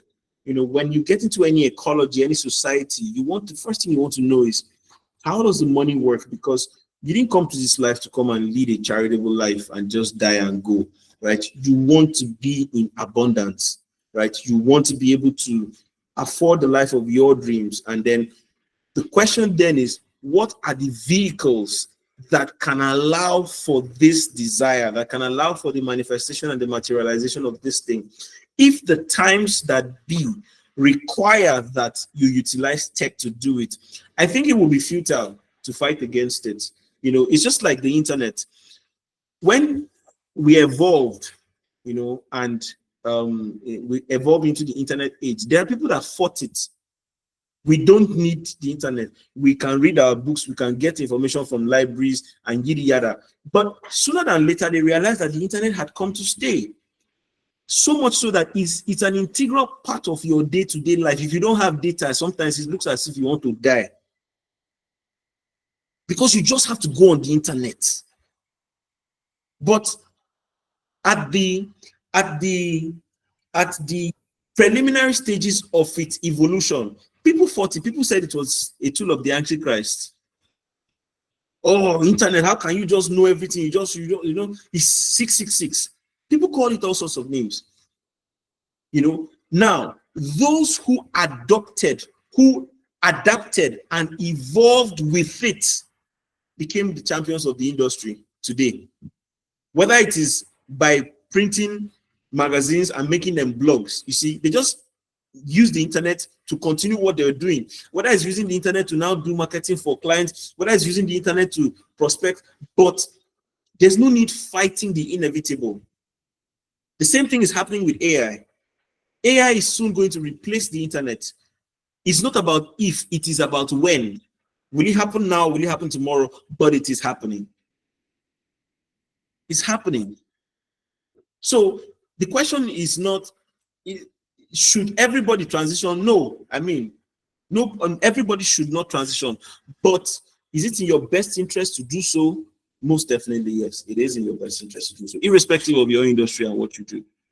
There is a tech side to it, and you position yourself for larger rewards, larger remuneration, larger influence if you can leverage the tech side to it.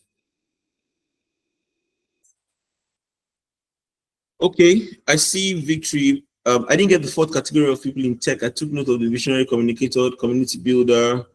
What was I saying? Visionary communicator, community builder. Hang on a sec. I think I even mentioned more than 4. Just give me a sec. I wrote it down somewhere. Yeah, problem solvers, creatives, and organizers.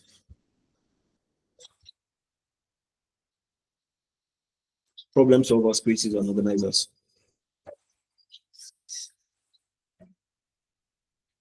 Yeah, please, questions. If you guys have any questions, please, by all means, questions.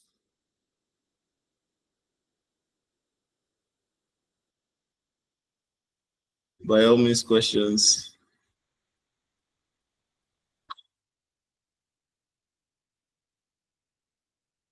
Okay, so it is said that when you don't ask questions, it's either that the teacher did a good job or the teacher did a terrible job. It's either that the teacher did a good job or that the students were not listening. Yes. Please, which one is it? Let me know if I'll go and cry this night and seek for the face of the Lord, or if we're going to intensify on what we're doing now for the next iteration. Don't forget, next week we're going to be having another session. Next week, Friday. This is 8 weeks. 8 weeks. And today is week 2. So we have 6 more weeks. Please stay with us. We would keep you posted. Join the Telegram, the WhatsApp channel. If you're not there yet, we're actually considering moving to Telegram. So Of course, if we also have your email list, you receive emails from us. And please follow us on our social media. These tiny things, they give a lot of credence to the work that we do and have a way of encouraging us to keep on doing what we do. All right. From next week, you have more facilitators come in, teach about education. We have the likes of Mr. Martins. Mr. Martins is an education consultant. He helps people who want to relocate abroad for educational purposes, maybe through scholarships. All this Chevening, Erasmus Mundu, Commonwealth, he's a specialist in that. So he'll be joining us on one of the sessions. We're also expected to have Mrs. Ife Obidi, right? She'll be joining us on one of the sessions. And trust me, every session will be fire. I don't want to hype one above the other, but every session will be fire, right? So guys, stay with us. There's so much more to come from where this has been. And I did say something about a hackathon. And for those of you who are probably in Lagos, you may want to stay close to the community because we have a hackathon coming up in July, but it's strictly for undergraduates. So if you have undergraduate friends who are developers, and you think that they stand a chance of winning up to 10 million, because we have up to 10 million naira we're giving out in prizes, right? And you think your friends or your people stand a chance of winning. Now, see, I talked about being a facilitator. You may not be a developer. We have a hackathon coming up that there's going to be prizes, first prize 5 million, second prize 3 million, third prize 2 million, right? You can think ahead and create a team, because there's provision for you to. I'm not even supposed to be sharing this, come on. But you see, it's because of love, guys. As a facilitator, as an elite thinker, you don't need to be a developer, right? A team has to be made up of 4 people, 5 people tops, right? Think like, what's that guy's name again? The professor in Money Heist. Okay. I may not really be able to do this, but I can get the people that can do this, And because I brought them together, automatically I become their leader, right? And then all I have to do is stay ahead of them with ideas, share the ideas that they need, or find a way to learn ahead of them so that, and we go ahead, we do the thing, we compete, we win. In the process, you're learning too, But then just in case you're fortunate enough to win the star prize, you're good. You're good. You now have a team that you can use to apply for other hackathons, for other things, and you're learning on the job. You see, it's all in the mind. You just have to think. The problem is that many people are not thinking. Many people are not thinking. People are just saturated, or they're carried away by just what's the obvious. Oh, okay. Well, I need to learn how to code. I need to learn how. You can learn to organize people who know how to do it. You can learn to scout for opportunities, then organize people who know how to do it to join your team. You bring the opportunities, they get it done, you pay them, everybody goes home happy, So, I just felt maybe I should chip that in. But yeah, we have one coming up. Stay close to the community and you hear more from us. Chats, what's the role of problem solvers? Problem solvers, that's very self-explanatory. I would like to classify them as the visionaries earlier, but then problem solvers are more like the actual developers, people who really get the job done, so they are more hands-on people, right? Then creatives work hand in hand with marketers. So pretty simple stuff, right? Thank you so much, Mr. Andre. It was really nice doing this. We're calling it a wrap at this point. I hope everybody got value. Please let me know by just some reactions, could be whatever. Let me just be sure that's true. We did get some value. Wow. All right, guys. Thank you so much. It was an absolute pleasure doing this with you guys. We did go a little bit above time. I appreciate your patience and your confidence, trusting me enough to give me your ears. and I'm glad I didn't disappoint you. So till we see you again, same time next week. Thank you so much, guys. Love you. God bless you. Bye bye.